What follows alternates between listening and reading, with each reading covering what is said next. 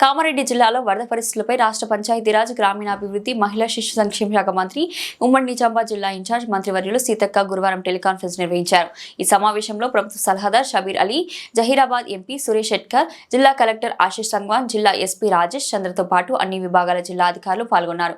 అధికారులు జిల్లాలోని వర్షాల తీవ్రత, వరద ఉధృతి, నష్ట పరిస్థితులపై మంత్రికి వివరాలు అందించారు. వర్షం తగ్గుముఖం పట్టినప్పటికీ ఎలాంటి అప్రమత్తత లోపం జరగకుండా చూడాలని మంత్రి సీతక్క స్పష్టం చేశారు. వర్షం పూర్తిగా ఆగే వరకు సహాయక చర్యలు నిరంతరం కొనసాగించాలని ఆదేశాలు జారీ చేశారు.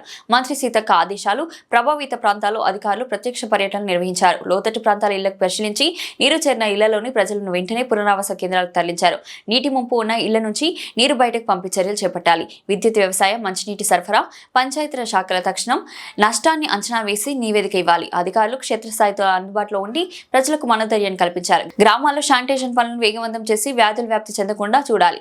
వాగులు, చెరువుల వద్దకు ప్రజలు వెళ్లకుండా నియంత్రణ చర్యలు చేపట్టాలి. ముంపు ప్రభావిత ప్రాంతాల్లో ముందస్తు హెచ్చరికలు జారీ చేసి ప్రజలను అప్రమత్తం చేయాలి. ఎక్కడ ప్రాణ నష్టం జరగకుండా అత్యంత జాగ్రత్తలు పాటించాలి.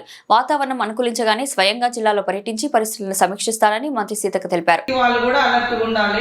తర్వాత డ్రింకింగ్ వాటర్ ను కూడా మనము అందుబాటులో ఉంచుకునే విధంగా చూడాలి. మొత్తం నిరాశ్రులైనటువంటి వాళ్ళు ఎవరైతే 500-600 మంది ఉన్నారో వాళ్ళకు ఫుడ్ కానీ వాటర్ కానీ మంచిగా ఇబ్బంది లేకుండా ప్రొవైడ్ చేయాలి. తర్వాత R&B PR వాళ్ళు కూడా ఎక్కడెక్కడ డ్యామేజ్ అయినాయి అవన్నీ తిరిగి అవన్నీ నోట్ చేసుకోమని చెప్పండి. వర్షం తగ్గినా కూడా వాళ్ళను పబ్లిక్ ఇబ్బంది లేకుండా రెస్క్యూ చేయడము, తర్వాత ఊర్లన్నీ విలేజ్లన్నీ కూడా కొద్ది వాటర్ లేకుండా డైవర్ట్ చేయడం, బయటకు వెళ్ళిపోయే విధంగా. తర్వాత అగ్రికల్చర్ వాళ్ళు కూడా అక్కడ ఏమేమి డ్యామేజ్ అయింది, R&B, ఎలక్ట్రిసిటీ, RWS, శానిటేషన్ అందరు కూడా అలర్ట్గా ఉండండి. వర్షం వచ్చిపోయిన తర్వాత మట్టి మొత్తం బ్లీచింగ్ పౌడర్ అవి అట్లాంటివి కూడా స్ప్రే చేయండి ఎక్కడికక్కడ.